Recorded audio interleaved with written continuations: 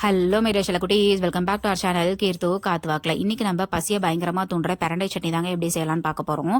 அதுக்கு தேவையான பொருள் வந்துட்டு பிரண்டை நான் ஒரு 20 பிரண்டை எடுத்திருக்கேன். சின்ன வெங்காயம் வந்துட்டு ஒரு 20 சின்ன வெங்காயம் எடுத்திருக்கேன்.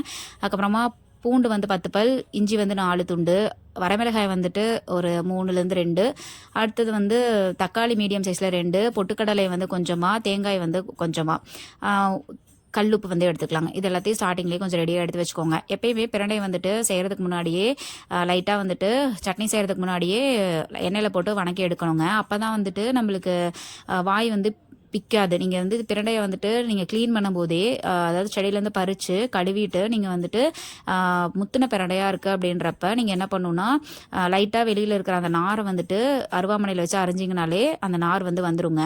அந்த மாதிரி நீங்கள் க்ளீன் பண்ணிங்கனாலே கையெல்லாம் வந்து லைட்டாக பிக்கும். அப்படி பிக்காமல் இருக்கிறதுக்கு லைட்டாக எண்ணெய் தேய்ச்சிட்டு அந்த க்ளீனிங்கை பண்ணுங்கள்.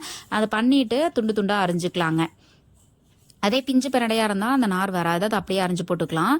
அதே மாதிரி இது எதுக்காக இந்த மாதிரி ஸ்டார்டிங்லேயே வந்து எண்ணெய் ஊற்றி லைட்டாக வணக்கி எடுக்கிறோம் அப்படின்னா, அப்போ தான் வந்து நம்ம சாப்பிடும்போது வாய் வந்து பிப்பெடுக்காது. அதே மாதிரி வளவளன்னு இருக்காது நீங்கள் அரைக்கும் போது. அதனால தான் வந்துட்டு இதை வந்து ஸ்டார்டிங்லேயே வந்து கடலெண்ணெயில் வந்து ரோஸ்ட் பண்ணி எடுக்கிறோங்க.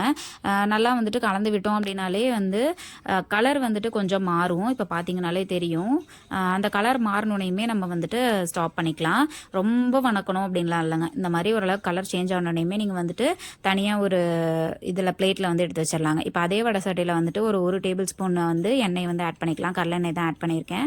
அதுக்கப்புறமா நான் தொளிச்சு வச்சிருக்கிற சின்ன வெங்காயம் வந்துட்டு ஆட் பண்ணிக்கலாங்க. நான் ஒரு 20-25 சின்ன வெங்காயம் ஆட் பண்ணியிருப்பேன்னு நினைக்கிறேன். நீங்கள் வந்துட்டு உங்கள் அளவுக்கு தேவையான அளவுக்கு நீங்கள் வந்து சின்ன வெங்காயம் ஆட் பண்ணிக்கலாம். சின்ன வெங்காயம் ஆட் பண்ணுற அளவுக்கு உடம்புக்குமே ரொம்ப நல்லது. இது வந்துட்டு லைட்டாக வந்து வணங்கின உடனேயுமே அந்த தோல் லைட்டாக பிரிஞ்சு வருங்க. அந்த அளவுக்கு வணங்கின உடனேயுமே நம்ம அடுத்ததான் வந்துட்டு தக்காளி ஆட் பண்ணிக்கலாங்க. இது வந்து சின்ன வெங்காயம் வந்து பொடி பொடியாக கட் பண்ணோம் அப்படின்லாம் இல்லைங்க. நீங்கள் அதே வாக்கிலேயே நீங்கள் வந்து போட்டுடலாம். அதே மாதிரி தக்காளியும் வந்துட்டு ஓரளவுக்கு பெருசாகவே கட் பண்ணி நீங்கள் வந்து போட்டுக்கலாங்க. இப்போ இந்த ரெண்டுமே வந்துட்டு கொஞ்சம் நல்லா வணங்கட்டுங்க. இது வணங்கின அப்புறமா நீங்கள் வந்து வரமிளகாய் வந்துட்டு ஆட் பண்ணிக்கலாங்க.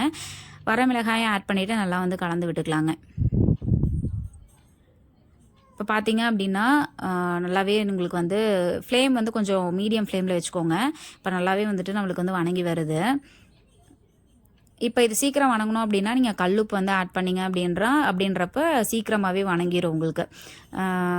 ஏன்னா இல்லைனா கொஞ்சம் டைம் ஆகும். நீங்கள் அர்ஜென்ட்டாக செய்யும் போதெல்லாம் வந்துட்டு இந்த மாதிரி கல்லுப்பு வந்து ஆட் பண்ணிவிட்டு நல்லா வந்து கலந்து விடுங்க. அப்போவே உங்களுக்கு அந்த தக்காளி வெங்காயம்லாம் நல்லா வந்துட்டு வணங்கிடும்.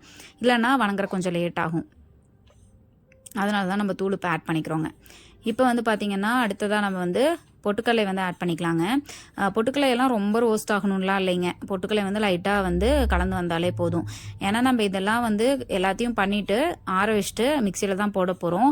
அதனால் வந்து ரொம்பலாம் வந்து பொட்டுக்கடலை வந்து கலர் சேஞ்ச் ஆகணும் அப்படின்றதெல்லாம் இல்லைங்க. பொட்டுக்கடலை வந்து ஓரளவுக்கு இதானே போதும்.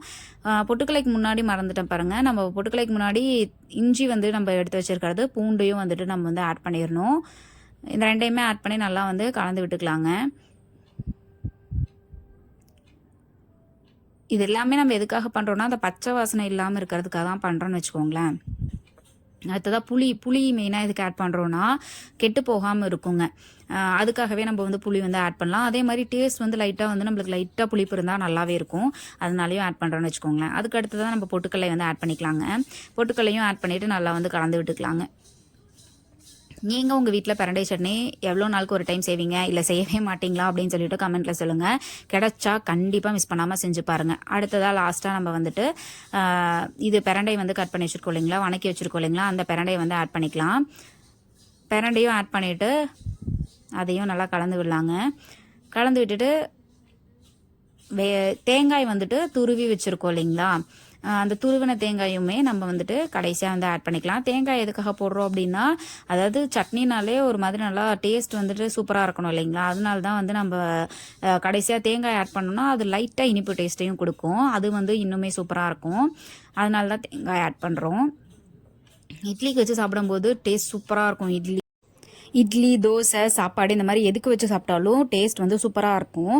இன்னும் கொஞ்சம் அதிகமாக சாப்பிட்லான்னு தான் தோணும், அந்த அளவுக்கு இருக்கும். இந்த மாதிரி மிக்சிக்கு ட்ரான்ஸ்ஃபர் பண்ணிவிட்டு நல்லா வந்து அரைச்சி எடுத்துக்கலாங்க. கொஞ்சம் நெகுன்னு அரைச்சி எடுத்துக்கோங்க. தண்ணி வந்துட்டு கொஞ்சம் கொஞ்சமாக சேர்த்து அரைச்சி எடுத்துக்கோங்க. உப்பு மட்டும் கரெக்டாக இருக்கான்னு பார்த்துக்கோங்க. அரைச்சி எடுத்ததுனையும் இந்த மாதிரி சூப்பரான சட்னி வந்து நம்மளுக்கு ரெடி ஆகிடும்.